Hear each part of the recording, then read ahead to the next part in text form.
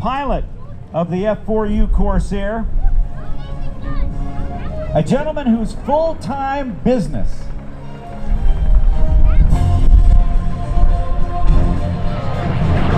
is teaching people to fly warbirds.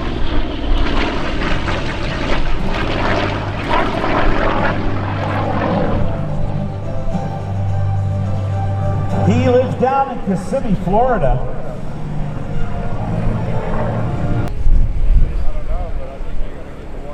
Now, as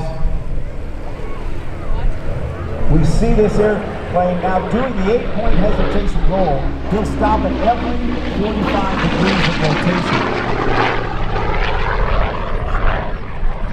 The F4U Corsair was also flown during the Korean conflict.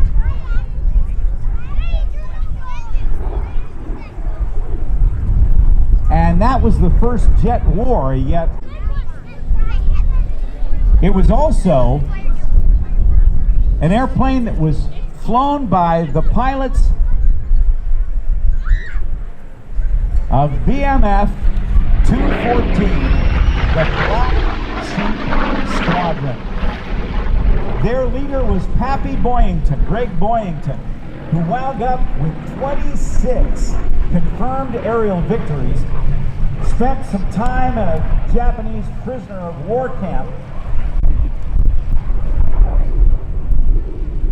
But his chronicles, the chronicles of his squadron, were the source of a television show that was on between 1976 and 1978. And if you turned on your television show one night a week, you might hear something just like this.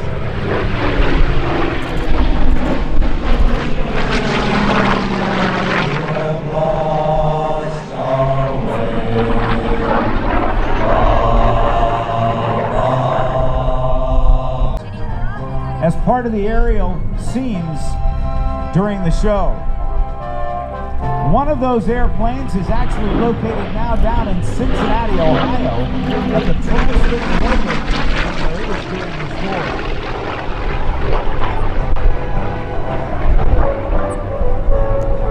Medal at the National Championship Air Races in Reno.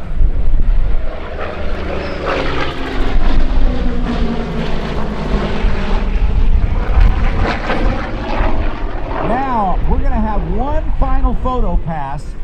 I am going to let him come through so you can get good video of it. And the pilot of today's demonstration is a gentleman who was born in Sweden.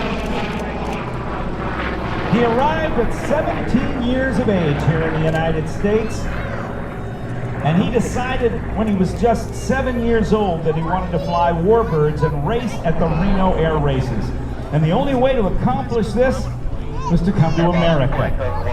He came to the United States by himself with $2,500 in his pocket that his grandfather gave him in order to pursue the American dream.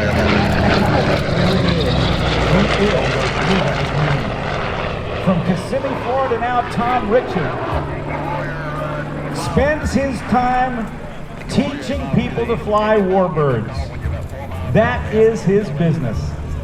He is also well known in air racing circles, not only in the international Formula One class, but also the world's only Griffin-powered enormous pressure flight.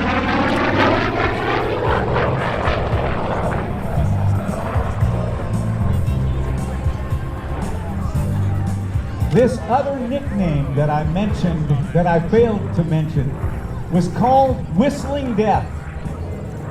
And evidently, in its ground attack role, the Corsair could be heard making a distinctive whistling sound, supposedly as the wind whistled through the intercoolers for that big engine. But it turns out years later that was made up by the American press. This is the airplane. It stops the airplane every 45 degrees of rotation.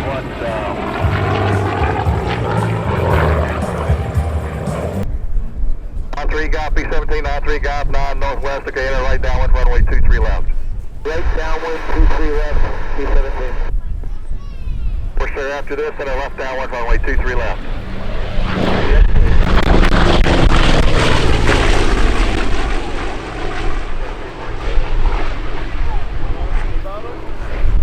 He's going to land, but taking off right now the C-47. And this, to be flown for that long can in fact fly for over 80 years.